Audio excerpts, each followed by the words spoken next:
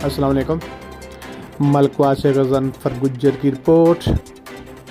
आल पाकिस्तान मुस्लिम league की तंजीम साजी का काम तेज़ी से शुरू हो गया।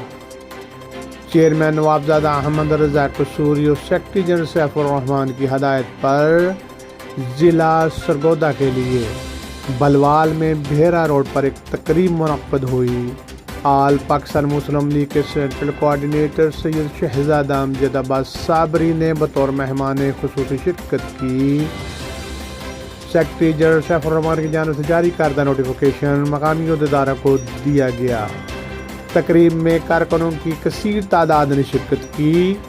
मरकज़ी कोऑर्डिनेटर सैयद शहजादा अमजद अब्बास साबरी ने इज़हार ख्याल करते हुए कहा, पाक फौज हमारा फ़ख्र, हमारी आन शान है। इन्होंने बताया, आल पाकिस्तान मुस्लिम लीग जनरल मुशर्रफ की पार्टी है जो कि फ़ौज की शान थे।